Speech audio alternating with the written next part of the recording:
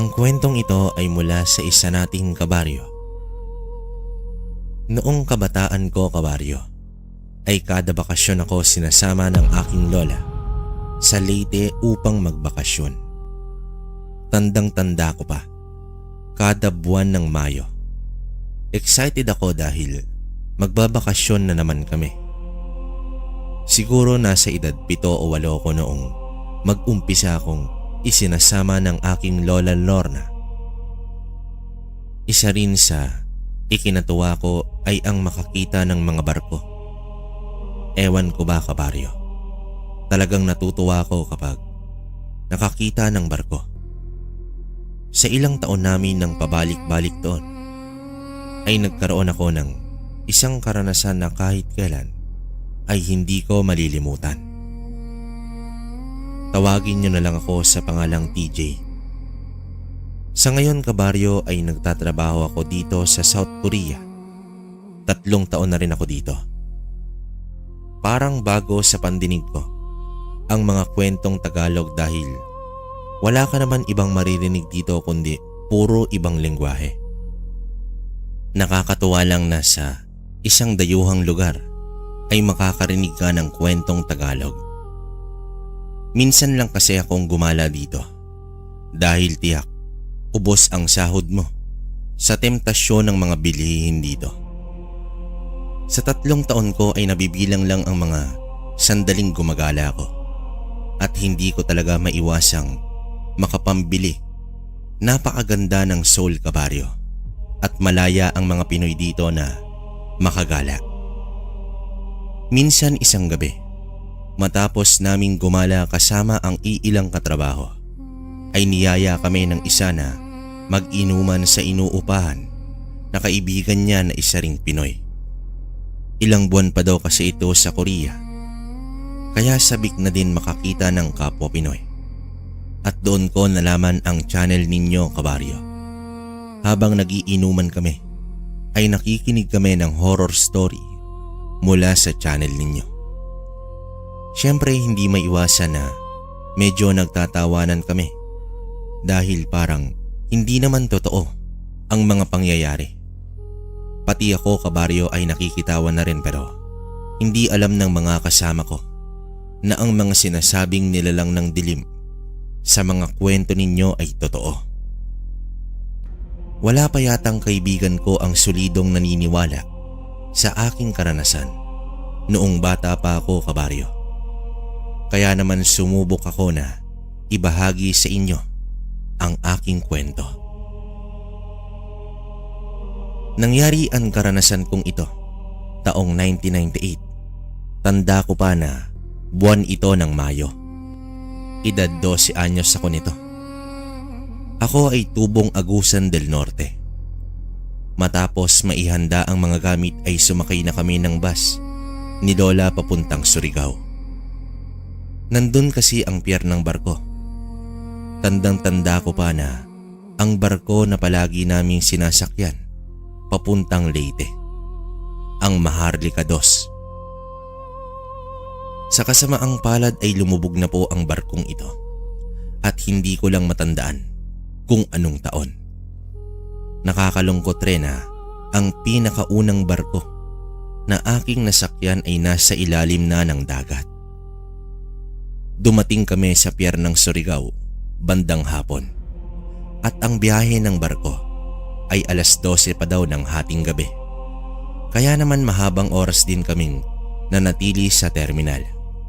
Dahil nga bata pa ako noon, ay nakatulog ako. Napakaraming tao na nang ginising ako ng aking lola. Siksikan talaga, kabaryo. Hindi pa kasi maayos ang pamamalakad noon sa mga pantalan. May naririnig din akong sumisigaw na overloading na daw ang barko. Sa wakas ay natapos na rin ang siksikan ng ilang minuto. Nakasampa na rin kami sa barko. 3 oras pa ang biyahe mula Surigao patungong Maasin. Kaya nang dumating kami ay 3:00 pa ng madaling araw.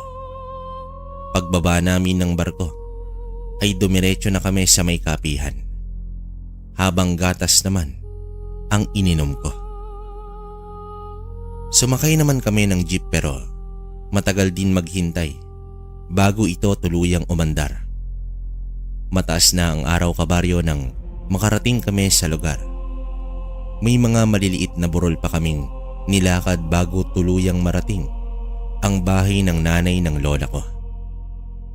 Sa pagkakatanda ko ay nasa mahigit 60 anyos na ang nanay ni lola, na lola na rin ang tawag ko. Itago na lang natin sa pangalang Lola Panyang. Ang unang asawa ni Lola Panyang ay hindi ko na inabutan. Nakapangasawa siya ulit sa katauhan ni Lolo Darwin. May kakaibang ugali itong si Lolo Darwin. Palagi itong nagwawalis sa loob man o labas ng bahay. Kahit sobrang linis na ng paligid ay nagwawalis pa rin ito lagi niyang dala, ang walis tingting niya. Dahil sa ilang beses na rin akong nakarating doon, ay inunahan ko na itong si Lola. Daig talaga ng bata ang matanda kung lakaran ang pag-uusapan. Ang papunta kasi sa bahay ni Lola Panyang ay purong matarik na daan. Nadadaanan rin namin ang lupain na dating sakahan.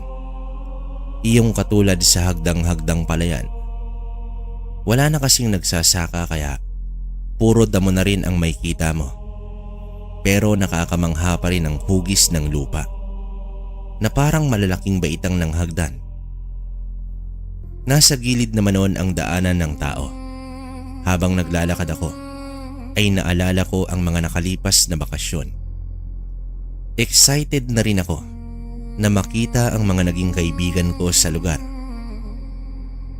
Bago pala kami makarating sa bahay nila Lola Panyang, ay dumaan muna kami sa kakilala namin na kapitbahay doon. Nakangiti naman na sinalubong kami ng mag-asawang sina Tita Baby at Tio Reynante. Hindi pa kasi uso ang cellphone noon, kaya walang mapagsabihan na darating kami. Tumulong na rin itong si Tito sa pagbuhat ng ibang gamit dahil talagang paakyat pa ang pupuntahan namin. Ilang minuto pa ay nakarating na rin kami. Sobrang layo ng itsura ng lugar sa pinanggalingan ko kabaryo. Probinsyang nasa bundok pa. Walang kuryente dahil hanggang kina Tita Baby lang umabot ang poste. Doon kasi sa ibabaw ay may 4 na bahay. Mabuti na lang dahil may nag-iisang malapit na kapitbahay. Itong sila Lola Panyang. Ang 2 kabahayan ay malayo na. Ang tanging libangan lang ng mga matatanda ay ang pakikinig sa radyo. Sa istasyon pa na nagmula pa sa Cebu, ang DYHP. Sa aming pagdating sa bahay ni Lola Panyang ay agad nagpabili itong si Lola Lorna ng mga isda at karning baboy kay Manong Lino. Si Manong Lino ay pinsan ng aking lola. Isa ito sa mga kapitbahay na nasa malayo. Inaasahan ko na ang katahimikan sa lugar na ito. Kahit ang mga kalaro ko dati ay hindi ko pa nasisilayan. Pagsapit ng hapon, habang masayang nagkwekwentuhan ang mga matatanda ay nagpasya kong maglakad-lakad sa lugar. Naglaro din ako ng dahon na tinusok sa walis tingting at tinatapat sa hangin upang umikot. Napadaan ako sa isang bahay ng dati kong kalaro na si Roger. May nakita akong bata doon na kasing edad ko rin. Hindi ko nakita si Roger kaya nagpatuloy na lang ako sa paglalakad habang naglalaro ng elising dahon. Hoy bata, tagasan ka? Nang lingunin ko ay ang bata pala sa bahay nila Roger ang tumawag sa akin. Sumunod pala siya sa akin kabaryo. Sinagot ko naman siya. Nagtanong siya kung saan daw banda ang lugar namin.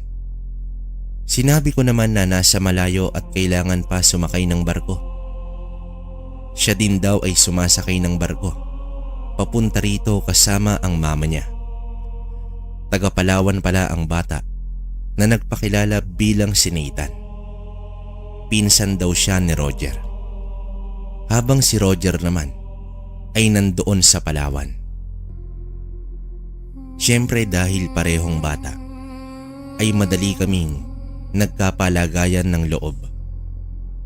Inaya niya ako sa may burol.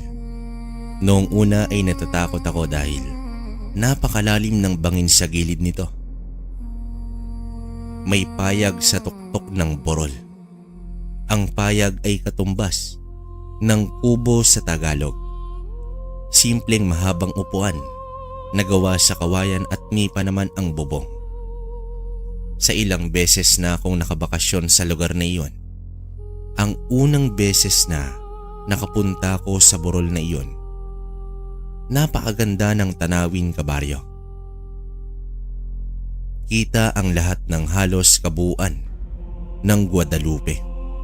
Habang nakaupo kami sa mahabang bangko, ay bigla akong hinawakan ni Nathan at hinila ko nito patayo. Nakatingin siya sa aming likuran na para bang takot na takot. Niyaya niya na akong umuwi. Nang tiningnan ko ang likuran namin, ay nakita ko ang isang binatang lalaki na umakyat ng burol at patungo ito sa aming lokasyon. "Bakit kayo nandito?" Matapang na tanong dito ng binata. Nagpagilid kami, kabaryo, at kumaripas ng takbo. Hingal na hingal kami ni Nathan at tinanong ko siya kung sino ang lalaking iyon. Ayon naman sa kaibigan ko, ang lalaking iyon ay itago na lang natin sa pangalang si Lucio, anak ng isang aswang na inampon ng isang albularyo. Nakatira ito sa likod ng bundok. Napakunot noon naman ako dahil hindi naman ako naniniwala sa aswang. "Ay sos, pigilan mo nga ako. Aswang-aswang ka dyan." "Sige ka, kung ayaw mo maniwala, bahala ka," wika sa akin ni Nathan. Inakbayan ako ni Nathan at naglakad na kami pauwi. Ayon pa sa kanya, sa tuwing mamamasyal daw kami ay dapat magkaakbay kami para hindi daw kami mahila ng aswang. Hindi ko naman nakuha kung bakit. Nang makarating na kami sa kanilang bahay ay pumasok na siya sa bakuran nila at sinabihan akong umuwi na din at wag nang lumabas pa. Dahil sa puro matatanda ang mga kasama ko sa bahay, ay natulog na lamang ako. Sa beranda ng bahay ay may higaan, kaya naman dun ako pumesto.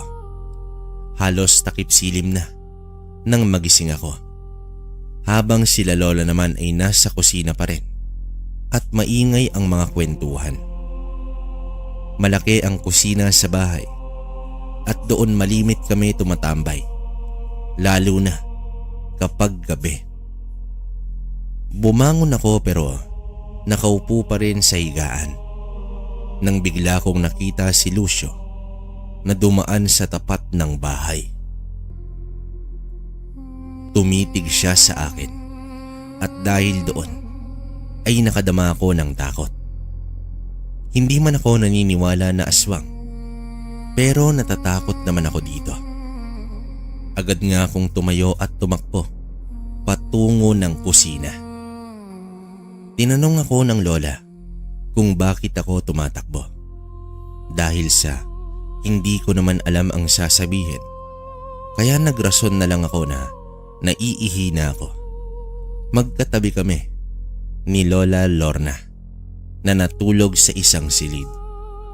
Subalit hindi ako agad nakatulog dahil laging sumasagi sa isip ko ang itsura ni Lucio. Kinabukasan, kahit matagal na akong nakatulog ay maaga naman akong nagising. Medyo makulimlim at malamig ang simoy ng hangin. Tumambay ako sa beranda habang natutuwa ako sa iba't ibang huni ng mga ibon. Maya-maya pa ay dumating na si Manong Lino. Tinanong niya kung gising na ba ang lola ko dahil magpapabili daw ito ng pandesal. Ginising ko si lola at nagbigay ito ng pera. Nagpaalam din ako kung pwede ba akong sumama. Napakalayo pala ng tindahan doon. Dito pa ito sa sentro ng baryo. Sa pagbalik namin ay sumikat na ang araw. Bago mag-agahan ay sinabi ko kay lola na maliligo na ako. Inutusan naman ni Lola Panyang si Manong Lino na samahan ako sa bukal para maligo. May kalayuan din ang patungo sa bukal at kahit isang bahay ay wala ka talagang madadaanan. Purong kakawyan ang paligid. Kakaiba ang bukal na iyon dahil maliit lamang siya na nasa ilalim ng malaking punong kahoy. Kapag sumasalo ka doon ng tubig ay hahawa ka pa sa mga ugat ng puno. Napakadilim din sa ilalim ng bukal. Ang tubig noon ay malamig at iyon ang ginagawang inumin ng mga taga roon. Kakaiba nga ang lasa dahil matapos mong lunukin ang tubig ay tila may putik-putik ang malalasahan mo. Pero wala naman kaming pagpipilian dahil napakalayo pa ng bilihan ng tubig. Wala namang nagkakasakit doon sa pagkonsumo ng tubig sa bukal. Sa kabilang bahagi ay may maiksing tubo ang inilagay at nilagyan ng simento ang gilid nito. May umaagos na tubig doon na walang tigil. Ginawa iyon para sa maglalaba at maliligo. Ang bahaging nasa ilalim ng ugat ay kukuha lamang doon para sa inumin. Sa aming paglalakad ay may tumawag sa akin. Si Nathan pala. Mag-iigib at maliligo din siya sa bukal. Mabuti naman at may makakasama ako. Sa pagbaybay namin sa daan ay muli kong nasilayan ang ibon na may mahabang tuka at kulay asul. Ang ibon na iyon ay tinatawag nilang tikarol. Nagpupugad iyon sa lupa na matarik. Naaaliw talaga ako, kabaryo, dahil walang ganon sa lugar namin. Ang daming uri ng ibon. Mabuti na lang at wala namang mababangis na hayop ang naroroon. Sa kalagitnaan ng aming pagligo ni Nathan ay nagpaalam itong si Manong Lino na dudumi lang daw siya. Kaya naman naghanap siya ng lugar upang ilabas ang dapat ilabas. Dahil sa mga bata kami ay naglalaro kami sa tubig. Nagtatapunan ng tubig gamit ang tabo. Nang biglang dumating si Lucio na may bitbit na iilang galon na lagayan ng tubig inumin. Nagtinginan kami ni Nathan. Habang sumasalok ng tubig si Lucio, ay nagsenyasan kami na titigil na sa pagligo at aalis na. Binalot na lang namin ang aming kataman ng tuwalya. At kahit ang basang panloob ay hindi na namin inintinding palitan pa. Matapos iyon ay naglakad na kami pabalik. Yung gadipa na mga hakbang dahil sa takot namin kay Lucio. Hindi na rin namin iniintindi si Manong Lino na hindi pa nakababalik. Sa aming paglalakad ay naikwento ko ang pagdaan ni Lucio kahapon sa tapat namin. Ayon naman kay Nathan, malamang minaman-manan na daw ako ng aswang na binata. Sa pagbabalik ko sa bahay ay pinagalitan ako ni Lola Lorna kung bakit hindi daw ako nagbihes. Kaya naman agad akong pumasok at nagbihis. Ilang saglit pa ay dumating na itong si Manong Lino. Si Lucio na raw ang nagsabi sa kanya na umalis na daw ang dalawang bata na nagmamadali. Pagkabihis ko ay inusisa ako ni Lola kung bakit namin iniwan itong si Manong Lino. Matagal pa ako bago nakasagot. Inamin ko na kay Lola na natatakot kami ni Lucio dahil anak siya ng aswang. Humagalpak naman ng tawa si Manong Lino at Lola Panyang. Pati na rin itong si Lolo Darwin. Sino ba ang nagsabi na anak ng aswang si Lucio? Natatawang tanong dito ni Lola Panyang. Sumagot naman ako na si Nathan ang nagsabi. Umiiling-iling na lang sila at nagsabi na wag daw akong maniwala kay Nathan dahil baka tinatakot lamang siya ng kanyang mga magulang dahil sobrang gala daw itong si Nathan at kung saan-saan na lang nakakarating. Pakiramdam ko noon ay napahiya ako at may konting pagdamdam kay Nathan. Bago magtanghalian ay kumuha kami ni Lolo Darwin ng tubo na nasa gilid lang ng bahay. Ang sabi niya, nasasayang lang daw ang prutas na iyon dahil hindi nila kayang ngat-ngatin ang tubo. Binalatan at hiniwa pa sa maliit na piraso ni Lolo ang tubo. Nakaupo ako sa beranda.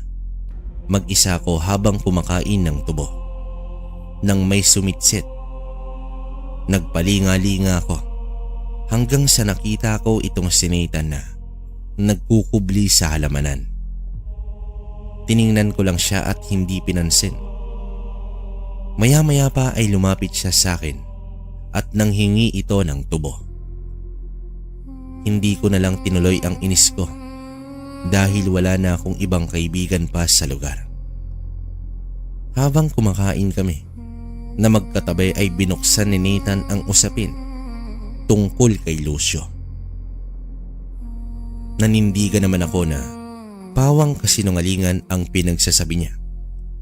Ngunit nanindigan rin itong si Nathan na totoo ang mga sinasabi niya tungkol kay Lucio dahil minsan raw niya itong nakita na nakatuwad at naglalakad ng mabilis. Sa seryoso naming usapan ay biglang binatukan ni Lola Panyang itong si Nathan. Naku kang bata ka, tumigil ka na, kundi papaluin kita. Wika dito ni Lola. Tumakbong papalis itong si Nathan at nagtungo sa kanilang bahay. Buong araw ko din na hindi ko siya nakita. Napakahaba ng oras bago gumabi at binalot na ako ng pagkabagot. Para akong nakakulong sa isang gubat. Walang makalaro at walang makausap. Habang naghahapunan na kami, ay nagsalita itong si Lola Lorna. Kung gusto ko bang manood ng telebisyon, kaya na Tita Baby.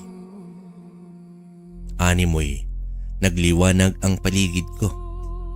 Dahil sa wakas, makakapanood na ako ng telebisyon.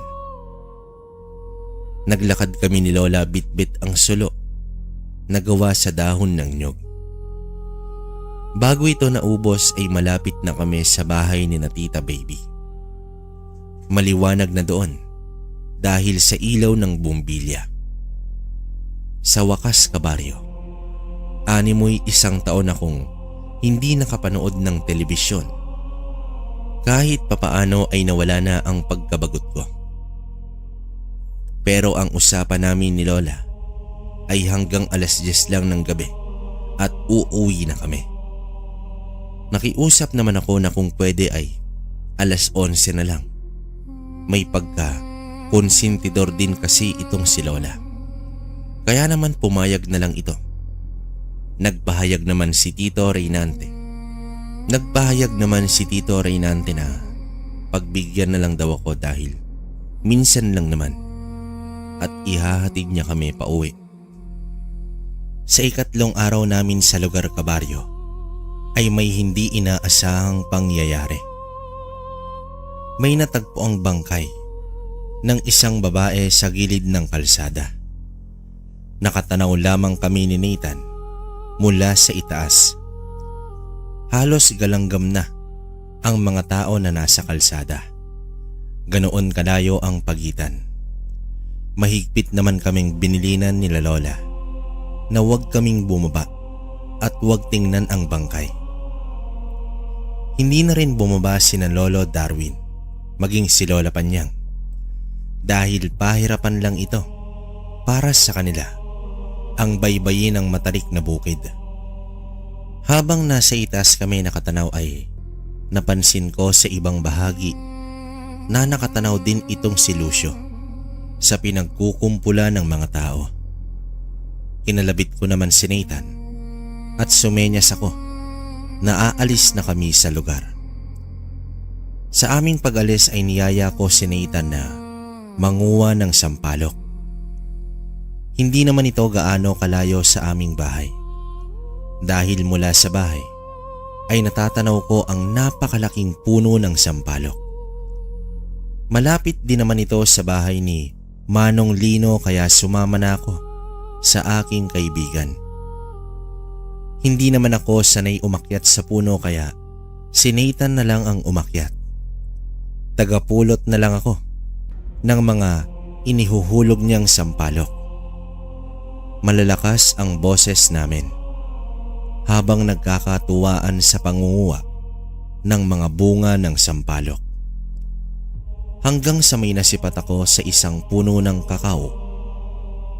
May nakita akong isang lalaki na mahaba ang buhok na nakakubli sa puno ng kakao.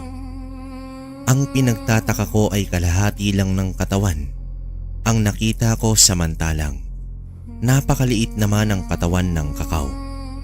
Eksaktong kalahati lang talaga ng katawan ng lalaki ang nakita ko. Kulay abo ang kabuuan ng katawan pati muka at buhok na mahaba. Nakatingin ito sa akin at nang sinipat ko pa ay tila may mga paa ng kabayo kong nasilayan. Kalahating tao at kalahating kabayo ang nakita ko kabaryo.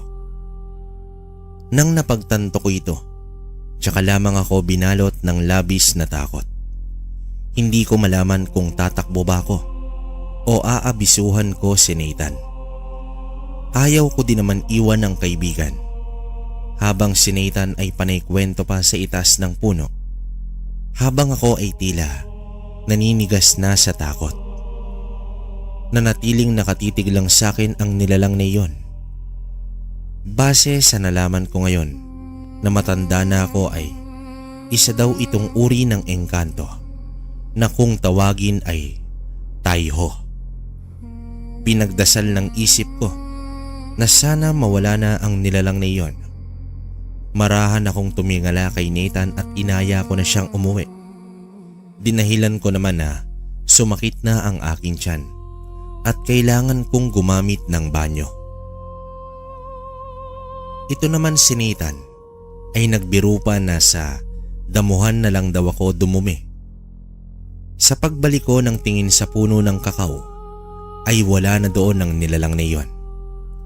Napabuntong hininga na lamang ako kabaryo at pinilit ko pa rin na pinababa itong si Nathan. Naglakad kami pabalik habang sapo-sapo sa damit ko ang mga sampalok. Inakbayan ako ni Nathan at nagtanong ito kung bakit daw ako nanlalamig. Humarap pa siya sa akin at hinawakan ang mga pisngi ko at noo. Hindi na ako nakapagsalita dahil naroroon pa rin ang takot ko sa nakita ko. Pagdating namin ng bahay ay tumambay muna kami sa beranda. Doon ko na sinabi sa kanya ang nakita ko. Naging seryoso ang itsura ng kaibigan ko at buong loob siyang naniwala sa sinabi ko. Humingi pa nga siya ng paumanhin dahil kasalanan niya kung bakit kami napunta roon. Nang sumapit ang gabi ay inaapoy ako ng lagnat. Mabuti na lang ay may mga dalang gamot itong si Lola. Subalit bumababa lang ang lagnat ko at bumabalik rin sa mataas na temperatura paglipas ng ilang oras. Bandang madaling araw, ginising na ni Lola Lorna ang nanay niya at nang hawakan ni Lola Panyang, ang pulso ko ay napasambit na lamang ito ng Diyos ko po. Inay, ano bang ibig sabihin ninyo? Ano bang nangyari sa apo ko? Alalang wika dito ni Lola Lorna. Agad na ginising ni Lola Panyang itong si Lolo at nag-utos na puntahan itong si Lino upang sunduin ang albularyong si Mang Dolpo. Hindi ko na alam ang mga sumunod na nangyari dahil dumilim na ang paningin ko. Nang bumalik ang aking ulirat ay may dalawang panauhin sa loob ng kwarto. Isang matandang lalaki at si Lucio.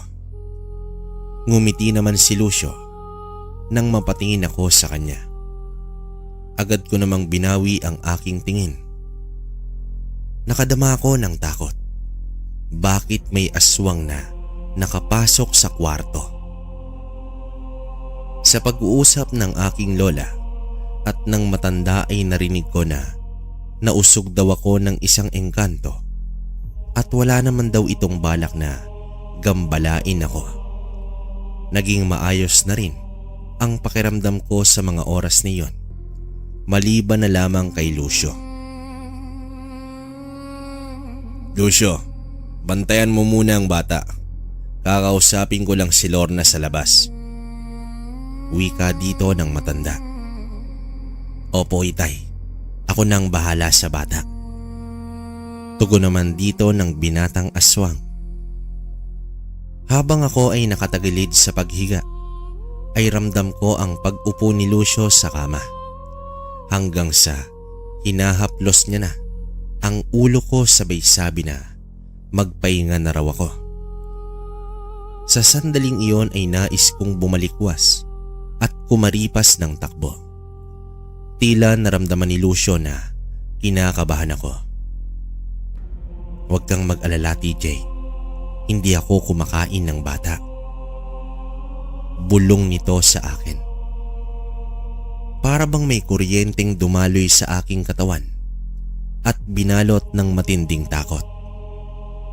Siniko ko ang mukha niya at mabilis na akong tumakbo palabas ng kwarto at sumisigaw ako na may aswang. Nagtaka naman ng mga tao sa bahay. Sa paglabas ni Lucio ay pinagsabihan siya ng matanda. Lucio, kaya ka na pagkakamalang aswang dahil tinatakot mo ang mga bata. Nagbibiro lang ako, itay. Ito naman si TJ, hindi na mabiro. Natatawang wika dito ni Lucio. Nakayakap ako sa likuran ng aking lola habang nakatingin ng masama kay Lucio. Humingi naman ng depensa ang tatay niya. Sinuway rin ako ng Lola Panyang at sinabing hindi aswang itong si Lucio. Upang mapanatag at maliwanagan ako, ay kinausap ako ni Mang Dolpo. Ayon dito, ampun niya itong si Lucio. Natagpuan niya ito sa labas ng simbahan. Pilit niyang hinanap kung sino ang mga magulang nito, ngunit hindi na ito nagpakita. Pinalaki niyang mag-isa ang bata at imposibleng aswang si Lucio dahil lumaki siya sa pangangalaga ng isang albularyo. Sadyang mahilig lang daw na manakot itong si Lucio ng mga bata. Sinabi rin sa akin ni Lola na si Mang Dolpo ang gumamot sa akin. Teka lang, apo, saan ka na naman ba nagsusuot kahapon? Tanong dito ni Lola. Inilahad ko na lang ang lahat, ngunit sinabi ko na ako ang nagyaya kay Nathan dahil tiyak Siya na naman ang pagdidiskitahan ni Lola Panyang. Sinabi ko rin na may nakita akong kakaibang nilalang. Sinabi ko na nga ba, isang engkantong nakausog sa'yo. Mabuti na lang at walang balak na kunin ka ng nilalang na iyon. Wika pa dito ni Mang Dolpo. Bandang 4:00 na ng umaga. Umalis ang mag-ama. Pinabalik na rin ako sa pagtulog ni Lola. Habang sila ay naroroon sa kusina at nagkwentuhan. Pinag-uusapan nila ang nakitang bangkay kahapon at naging malabo na rin ang mga naririnig ko dahil nakatulog na ako. Pagkagising ko ay nakita ko si Lucio sa kusina kasama itong sina Lola. May dala itong biko para sa amin. Dito nilapitan niya ako at hinaplos sa ulo. Humingi rin siya ng dispensa sa pananakot niya. Kahit papaano ay naibsa ng takot ko sa binatang yon. Makalipas ang ilang oras ay pinuntahan ko si Nathan sa kanila. Naabutan ko ito na naglalaba ang nanay niya habang tinatawag siya nito. Sa araw na iyon ay niyaya ko ang aking kaibigan na magpunta sa burol. Pinagyabang ko pa na hindi na ako natatakot kay Lucio. Habang kami ay nasa tuktok na ng burol, ay dumating na naman bigla itong si Lucio. Napatayo at napatras itong si Nathan. Pinagtawanan ko naman siya dahil sa itsura nitong takot na takot. Hindi naglaon ay napalagay na rin ang loob ni Nathan sa binata. Natawa na lamang si Lucio nang sabihin ni Nathan na nakita niya noon ang binata na nakatuwad na naglalakad. Inamin naman ni Lucio na talagang sinadya niya iyon upang takutin itong si Nathan. Sadyang mapagbiro pala talaga itong si Lucio dahil panay tawanan lang kami sa mga biro niya.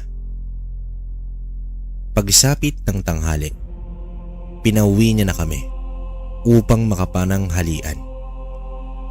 Napailing na lamang ako sa maling akala sa isang tao.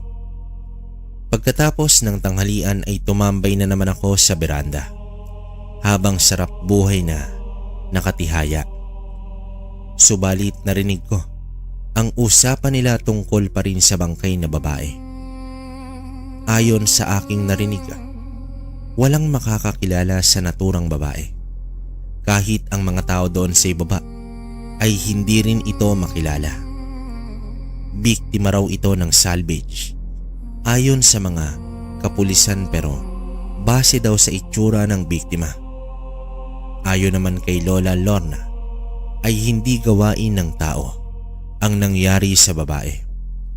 Malakas ang pakiramdam niya na isang aswang ang gumawa noon. Sumapit naman ang kaarawan ni Lolo Darwin. Isang simple ngunit masayang hapunan ang pinagsaluhan namin. Dumalo rin ang iba pang mga kamag-anak ni Lolo sa lugar. Bandang 11:00 na ng gabi ay nagkakasiyahan pa rin ang lahat. Karamihan dito ay mga lasing na.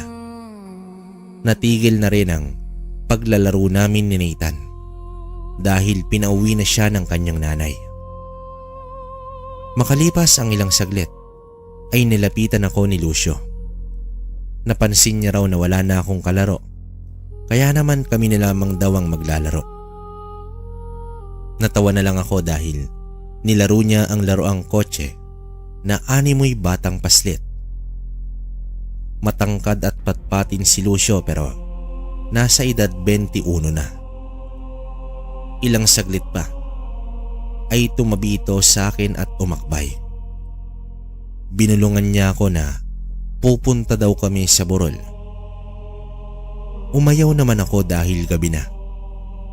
Dala na rin siguro sa pagiging bata ay nakumbinsi niya akong sumama. Maliwanag ang buwan sa gabing iyon, Kaya kahit papaano ay naaninag ko ang paligid at may dala ring flashlight si Lucio. Habang naglalakad kami ay sinabihan niya ako na napakalaki ng agwat ng edad namin. Mas mabuti na kuya na lang daw ang itawag ko sa kanya. Nang makaabot na kami sa tuktok ng burol, ay ganoon na lamang ang pagkamangha ko. Kakaibang tanawin pala kapag gabi doon sa lugar. Bilang sanay sa syudad, ay isang pambihirang tanawin ang aking nasilayan. Napangiti naman itong si Kuya Lucio at pinagyabang pa niya ang pagdala niya sa akin doon sa burol. Sa sandaling iyon, kabaryo, ay naramdaman ko na may kapatid ako. Bukod kay Nathan, iba pala kung may kuya ka. Nag-iisang anak lang kasi ako, kabaryo. Halos mapigtas na ang bunganga ko sa kakatawa, gawa ng mga biro at kalokohan ni Kuya Lucio, hanggang sa bigla niya akong niyakap mula sa likuran at tinakpan ang aking bibig.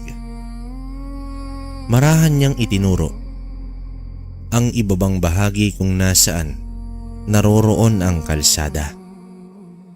Sinipat ko namang mabuti. May mga iilang tao ang naglalakad. Sa kilos nito ay may isa pang tao na tila binubugbog ng mga ito. At nang natumba na ang taong iyon, ay tila pinagkumpulan ito ng mga iba pa. Kuya, anong ginagawa nila sa tao? Mahinang sambit ko. Manood ka lang, huwag kang kukurap. Tugon dito ni Kuya sa mahina ring boses. Maya-maya pa ay tumayo na ang mga tao. Sa pagkakatanda ko ay nasa 5 o 6 ang mga ito. Laking gulat ko na lang dahil nang naglakad na ito papalayo ay biglang naging aso ang mga ito. Napapigil ako sa aking paghinga, dulot ng aking pagkagulat.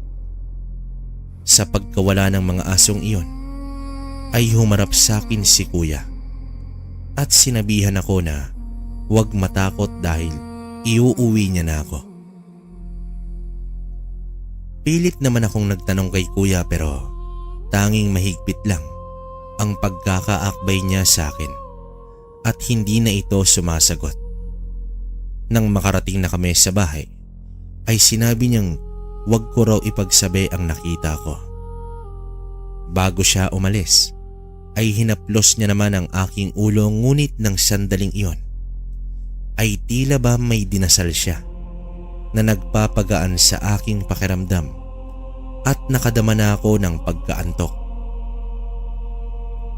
Kinabukasan, kabaryo, ay muling ginimbal ang baryo ng isa pang bangkay. Sa pagkakataong ito ay isang lalaki ang biktima. Ngunit mas matindi daw ang sinapit nito kumpara sa unang na biktima. Nais ko sanang magsalita ngunit inaalala ko ang sinabi ni Kuya Lucio. Dumaan ng 2 araw, hindi pa nagpapakita si Kuya Lucio. Panay tanaw naman ako sa direksyon ng kanilang bahay, suwalit wala pa rin ito. Niyaya ko na nga si Nathan kung alam ba niya ang bahay ni Kuya Lucio. Alam daw niya pero hindi na raw kami lalayo sa mga bahay namin. Baka kung ano na naman daw ang mangyaring masama sa akin. Sa burol na lang daw kami magpunta, ngunit umayaw naman ako dahil naaalala ko ang mga nakita ko noong nakaraan. Sa bahay naman ay halos ang mga biktima na lang ang pinag-uusapan. Hindi naman kasi nakapagtataka sa uri ng krimen. Kinagabihan, sa mismong araw na iyon, habang nasa kusina kami, ay pinagkatuwaan ko naman ang 2 matanda. Panay bulyaw na si Lola Panyang kay Lolo dahil gabing-gabi na ay nagwawalis pa rin ito. hanggang sa lumabas ako upang umihi. Hindi na ako nagpunta ng banyo. Bagkus, doon na lamang ako sa labas ng beranda umihi. May gasera naman doon na nakasinde at nakasabit sa ibabaw ng entradang pinto.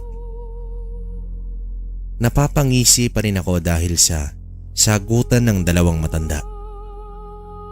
Simula pa kasi noong pinakaunang dating ko sa kanilang bahay ay ganon parati ang nangyayari umaga hanggang gabi.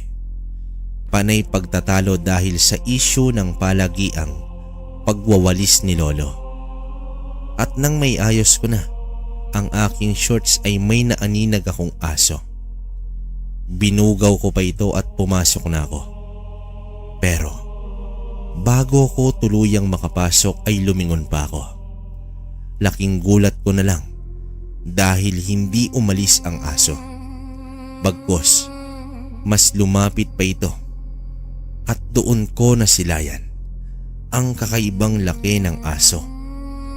Sobrang itim nito na kahit sa dilim ay malinaw sa akin ang naninilaw nitong mga mata. Muli na naman akong nanlamig at hindi makakilos sa labis na takot. Akmang susunggaban na ako ng malaking aso ay may taong biglang bumangga rito mula sa kaliwang bahagi. Nagpagulong-gulong sila sa lupa at nang makatayo ang tao ay si Kuya Lucio pala yun. TJ, pumasok ka na, bilis. Sigaw dito ni Kuya Lucio. Bigla namang may humatak sa akin papasok at si Lola pala yun. Sumisigaw na rin itong binabanggit ang dasal ng ama namin. Sumunod na rin ang dalawang matanda. Sa bakuran mismo ay saksing boy ako, ang labanan ng isang aswang at ni Kuya Lucio. Nagkawasak-wasak na ang mga tanim ni Lola Panyang.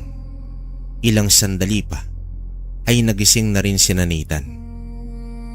Nakita ko ang tatay niya na bumaba at may dalang sulo at itak. Naglaban ang malaking aso at ang tao. Sinalag lamang ni Kuya ang mga kalmot nito at sa bawat paggagat ng aso ay sinasalo lamang ni Kuya ang malaking bibig nito at inihahampas kung saan. Sa pagbunot ni Kuya ng punyal ay agad niya itong itinarak sa leeg ng nilalang. Umatungal ang aso habang bumabagsak ito sa lupa. At isa pang saksak sa leeg ng aso ang ibinigay ni Kuya. Dito hinila na ako ni Lola. Papasok sa kwarto at niyakap ako ng mahigpit. Diyos ko po, Apo. Pangako, hindi na tayo babalik sa lugar na ito. Pangako, Apo ko. Sigaw ni Lola na binalot ng matinding takot. Makalipas ang ilang minuto ay nakarinig na ako ng mga nag-uusap na mga tao. Hindi ko na nakita ang mga pangyayari dahil hindi na kami lumalabas ng kwarto ni Lola. Maya-maya pa ay pumasok ng silid itong si Lola Panyang. Tumigil ka na, Lorna. Tapos na. Patay na ang aswang. Inay, bukas na bukas, uuwi na kami. Ano na lang ang mukhang iharap ko sa mga magulang ng apo ko. At ikamamatay ko, Inay, kapag may nangyaring masama sa apo ko. Uuwi na kami. Takot pa rin ang wika dito ni Lola Lorna. Narinig ko na nais akong makita ni Kuya, ngunit galit na nagwika si Lola na hindi pwede. Pinakiusapan na lamang siya ni Lola Panyang na intindihin na lang si Lola Lorna. Maaga pa lang ay nag-impake na itong si Lola Lorna dahil ayaw niya nang manatili pa kahit isang gabi sa lugar. Inaya rin niya ang dalawang matanda na sumama na sa amin sa agusan, ngunit nag-atubili itong sumama. Ayaw nilang lisanin ang lugar. Gayunpaman, kahit papaano ay naging kalmado na si Lola. Ngunit hindi talaga nagbago ang desisyon niyang umuwi na kami. Malungkot naman akong nagpaalam kay Nathan habang nasa beranda kami ng bahay. Sa katunayan, umiiyak pa nga siya dahil bakit sandaling panahon lang kami sa lugar na iyon. Kumuha naman ako ng isang t-shirt sa aking maleta at ibinigay ko ito kay Nathan bilang tanda ng pagkakaibigan namin. Nang bigla kong natanaw si Kuya Lucio na naglalakad papunta sa bahay. Patakbo ko naman siyang sinalubong at mahigpit akong yumakap. Napaiyak na rin ako, kabaryo, dahil sa tindi ng emosyon ni Lola. Tiyak na hindi na ako makakabalik pa ng Leyte. Yumuko si Kuya at pinahira ng mga luha ko. Huwag kang mag-alala, TJ. Kahit saan ka man magpunta at kahit hindi na tayo magkikita, dala-dala mo ang proteksyon ko. Magpakabait ka at mag-iingat ka palagi. Isang ngiti ang iniwan sa akin ni Kuya Lucio at tumalikod na rin siya at umalis na. Hindi ko man maintindihan ang sinasabi niya noon. Napagtanto ko na lang ito nang ako'y nagbibinata na at may nalalaman na rin sa mga kakaibang bagay. Nang nakasakay na kami ng jeep papuntang Maasin ay natanaw ko sa burol na may nakatayong lalaki at sigurado ko na si Kuya Lucio iyon. Napaluha na lamang ako kung hindi sana dahil sa masasamang nilalang ay makakasama ko pa sana sila Nathan at Kuya Lucio kahit ilang linggo at makababalik pa sana ako sa susunod na bakasyon. Sa pagsampa ko sa barkong Maharlika 2 ay napatingin na lamang ako sa napakalaking ribulto ni Inang Maria. Habang umaandar ang barko ay nangako ko sa aking sarili na babalik at babalik pa rin ako sa Guadalupe. Lumipas ang maraming taon. Naging abala na rin ako sa pag-aaral. Pero ewan ko ba, kabaryo, sa tuwing paplanuhin ko na ang muling pagbabalik sa Leyte ay para bang hindi ako pinapayagan ng panahon. Nag-ipon ako nang ako'y nakapagtrabaho na, ngunit sinugod naman sa ospital ang aking ama at nagkautang pa nga kami dahil sa gastusin. Ubos ang naipon ko. Ilang taon pa ang lumipas ay kinakailangan ko naman na suportahan ang aming pamilya. Dahil sa pagkakasakit ni ama ay napabayaan na ang aming negosyo at ito'y bumagsak na ng tuluyan. Hanggang sa nakapag-asawa na ako, mas lalong nilaan ko ang aking pera sa pamilya ko at umabot na nga sa punto na kailangan ko ng mag-ibang bansa. Naiwanan na talaga ng panahon ang nais kong pagbabalik sa Leyte at kahit na sa ibang bansa na ako ngayon ay hinding-hindi ko pa rin makakalimutan ang aking karanasan sa Leyte nang minsang nakilala ko ang isang ampon ng matandang albularyo. Okay, so yun, tapos na yung kwento natin ngayon, mga kabaryo, no? Napakaganda ng storya ni TJ, no? Yun nga lang, nakakalungkot, no? Kasi hindi na siya nakabalik talaga. Hanggang ngayon kasi nag-usap kami nung sinabi ko na i-upload ko na to. Hanggang ngayon kasi hindi pa siya nakakauwi. Pero wala na raw si Lola Panyang kumbaga namatay na. Tapos after naman daw nung umalis siya ng Leyte, siguro tumagal daw ng 2 taon. Nabalitaan niya bigla na lang daw nawala si Lucio. Tapos itong si Nathan naman, nung medyo nakapag-ipon na siya nung mga time na yon at nagkaroon ng cellphone, hinahanap niya raw nung lumalabas na yung kagaya ng Facebook at Friendster pero wala, hindi niya raw mahanap.